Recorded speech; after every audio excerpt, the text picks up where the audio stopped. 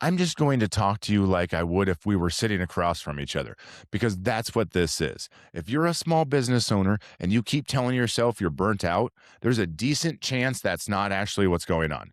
Burnout sounds noble. Burnout sounds earned. Burnout gets sympathy. You tell someone you're burned out and they nod. They tell you to rest. They tell you to take a break. They tell you you deserve it. But here's the thing I've noticed, both in my own businesses and in a lot of owners I talk to. Most of the time, it's not burnout, it's avoidance. And I don't say that like an insult. I say that because I've lived it. Burnout implies you've been pushing the hardest thing for too long. It implies you've been doing the uncomfortable work nonstop and finally hit a wall. That's not what I see. What I see are owners who are busy all day, exhausted at night, stressed about payroll, stressed about the future, but quietly not doing one thing they know actually moves the business forward. And that gap between what you know you should be doing and what you just keep putting off, that gap is exhausting. That's the part nobody talks about. Because saying I'm burnt out feels a lot better than saying I've been avoiding sales. Saying I'm burnt out gets grace. Saying I haven't followed up with the people who said maybe gets awkward silence. So we pick burnout. Let me tell you what avoidance actually looks like, because it doesn't look like laying on the couch all day doing nothing. Avoidance looks like tweaking your website for the fifth time. Avoidance looks like reworking pricing again, even though pricing isn't the problem. Avoidance looks like planning content instead of posting it. Avoidance looks like researching tools instead of reaching out to people. You're working, you're just not progressing. And the worst part is you know it. That's what drains you. I see this consistently at Perch Merch. I'll catch myself doing it too. I'll convince myself that I need to clean something up before I follow up with a corporate prospect. I'll tell myself, let me just tighten this proposal real quick, when the truth is the proposal is fine. What I don't want to do is send the follow up and risk hearing nothing back. Because when you're the owner, sales don't feel neutral. It doesn't feel transactional. It feels personal. When you send a follow up email and it gets ignored, your brain doesn't say, oh, timing issue. Your brain says, they don't want me. And when money's tight, when payroll's coming, when you're already stressed, that stuff hits harder than it should. So you delay. So you'll say you'll do it tomorrow. You say you need to get clear first. You say you'll feel more confident after one more tweak. You won't. I've had weeks where I was busy nonstop at Perch Merch, meetings, emails, fixing little stuff, putting out fires. And at the end of the week, nothing actually changed. No new conversations started. No follow-ups sent. No pipeline moved. That feeling right there, that's not burnout. That's avoidance wearing a busy costume. Here's why this hits owners harder than employees. Employees can avoid uncomfortable tasks longer. There's insulation. There's a paycheck coming either way. Owners don't have that luxury. Every avoided action has consequences: missed revenue, delayed stability, stress that stretches longer than it needs to. And when that pressure builds, your brain looks for relief, not progress. Relief feels good. Relief is easy work, safe work, work where nobody can reject you. Progress is sending the message, making the call, following up again. So we gravitate towards relief and wonder why nothing moves. And then we say we're burnt out. Let me be very clear about this distinction, because it matters. Burnout says I can't do anything. Avoidance says I don't want to do this specific thing. One needs rest, the other needs structure. And if you confuse the two, you can stay stuck for years. Avoidance costs more energy than action ever will. Every avoided task lives in the background. Every unfinished conversation takes up mental space.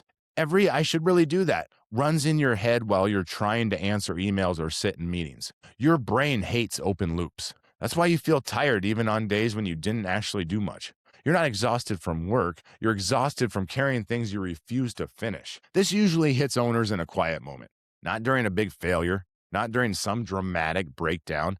It hits when you realize you've been busy for months and nothing has actually changed. That realization stings, but it's also freeing, because now the problem isn't mysterious. It's not some personality flaw. It's not lack of discipline. It's avoidance. And once you name it, the solution simplifies fast. You don't need a new idea. You need to stop dodging the old one. Sales, outreach, follow-up, the uncomfortable stuff. This is where structure starts to matter. Avoidance thrives in open-ended days. I'll get to it. I'll do it later. I'll do it when I feel better. Structure kills that. Rules remove negotiation. Constraints eliminate debate. That's not hustle culture. That's survival. This is why I keep coming back to the same tools in my business: 10 semi warm outreaches a day and the 25 open board, not as theory, not as branding, as reality. Let me explain why owners avoid sales specifically. Because it's not laziness. Sales is the only activity that gives you real time feedback. You can work on your business for 8 hours and feel productive. Sales doesn't let you hide. Sales either move or it doesn't. You send a message, no reply. You follow up, not right now. You get ghosted. When you're the owner, that doesn't feel like business feedback, it just feels like judgment. So your brain tries to protect you. It nudges you toward tasks where nobody can tell you no. That's not weakness, that's self preservation. The problem is protection and progress are not the same thing. Avoidance drains you more than action ever will because it never lets your brain rest. That's why taking a day off doesn't fix it. You take a break, you rest, you come back, and the pressure is still there because the avoided thing is still waiting. Breaks matter, rest matter, but rest doesn't replace action. A break without structure just delays the discomfort. It doesn't remove it. I've watched owners come back from vacations more anxious than when they left because nothing changed. The uncertainty was just paused, not resolved. This is why I don't care about motivation. Motivation is unreliable. Rules work. Sales can't be something you feel like doing. It has to be something you do because it's Tuesday. That's why the 10 semi warm outreach rule works, not because it's magical, because it removes emotion. 10 a day does three things immediately. First, it proves you can move the business forward on demand. Second, it lowers the emotional weight of a single response. Third, it creates momentum even when results lag. You stop asking, did this work? And you start asking, did I show up? That question is controllable. Semi-warm matters because cold outreach is brutal, it's draining, it's impersonal. Semi-warm outreach keeps you human. These are people who know your name, people you've talked to before, people who won't be shocked to hear from you. At Perch Merch, that looks like past clients, referrals, vendors, people we've quoted before, corporate contacts who went quiet, not strangers, conversations. You're not interrupting, you're re-entering. Consistency is the actual flex here. The owners who say they don't have time to do this every day are the ones who need it most because consistency removes mental load. You don't wake up wondering what to do. You already know. 10 messages every day, no exceptions. It's boring, it's repetitive, and it works. Now let's talk about the 25 open board because this is where avoidance really loses. You cannot manage what you can't see. When conversations live in your head, they multiply anxiety. When they live somewhere visible, they create clarity. The board forces honesty. If it's not on the board, it's not real. If it hasn't moved, it's stale. If it dropped off, you see it. No stories, no excuses, just reality. I don't care what CRM you use. This isn't a tech problem. CRMs hide things. Boards expose them. That's why it works. 25 is the sweet spot. Less than that feels fragile. One deal going quiet and you spiral. More than that gets sloppy. 25 spreads emotional risk. When one prospect goes quiet, you don't panic. You move to the next. That's how adults run businesses. Big clients matter here more than people want to admit. Small deals give you small relief. Big clients change your behavior. When we're chasing a larger corporate merch program at Perch Merch, everything sharpens. Follow-up gets tighter. Preparations improve. Sales become a priority instead of an afterthought. Not because we're greedy, because the reward justifies the discomfort. Big clients shorten stress cycles. They buy you breathing room. That reduces panic decisions. That reduces avoidance. This isn't ambition. It's survival. Avoidance loves chaos. It loves flexibility. It loves everything is important. Structure kills it every time. About 2 weeks into this, something unexpected happens. You don't feel motivated. You feel calm. Not because everything is fixed, because you're no longer frozen. You know what to do tomorrow.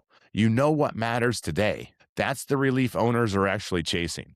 Confidence doesn't come first. It never has. Confidence is evidence. Evidence comes from doing the thing you keep avoiding. Waiting to feel ready is the most expensive delay you can choose. The real reason this feels heavy isn't the work, it's the open loops. Your brain keeps reminding you about the conversations you didn't start and the follow-ups you didn't send. Relief is not the same as progress. Relief soothes. Progress changes your situation. Most owners chase relief and wonder why nothing moves. The moment it clicks is when you admit quietly, I know exactly what I should be doing. And then I'm just not doing it. That hurts for about 5 seconds. then everything gets simpler because mechanical problems have mechanical solutions. This is why I built $0 coaching, not to motivate people, to give structure or rails, something that says, here's the work, here's the order, do this today. Same reason I built the $29 30-day jumpstart, not hype, not inspiration, 30 days, one focus, daily execution, because this sucks without structure. What it gives you is fewer decisions, less noise, a clear next step every day. Avoidance doesn't mean you're bad at business. It means you're human, but staying there is a choice. You're not burned out. You're avoiding the one thing that would change your situation. And now that you see it, you can't unsee it. You already know what to do. Start today.